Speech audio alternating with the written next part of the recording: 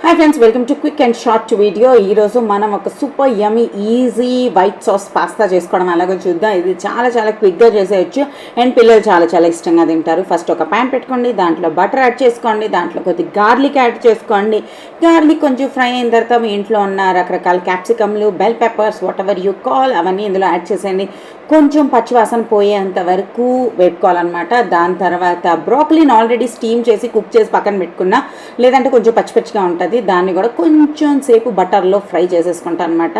తర్వాత వీటన్నిటిని తీసి వేరే ప్లేట్లో పెట్టేసుకుందాం. దీంట్లో మరి కొంచెం బటర్ యాడ్ చేసుకుందాం. వైట్ సాస్ పాస్తాలో కొంచెం బటర్ యాడ్ చేస్తేనే బాగుంటుంది అనమాట.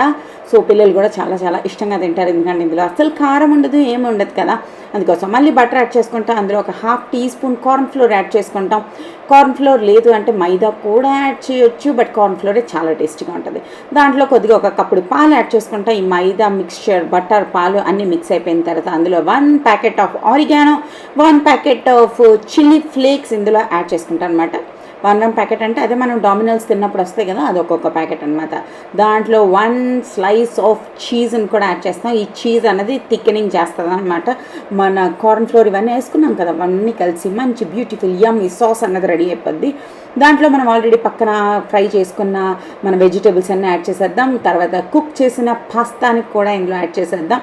దాన్ని బాగా మిక్స్ చేసేద్దాం. మరీ తిక్కగా అనిపిస్తే పాస్తా బాయిల్ చేసిన వాటర్ ఏదైతే ఉందో అది కొంచెం ఇందులో యాడ్ చేసేస్తాం.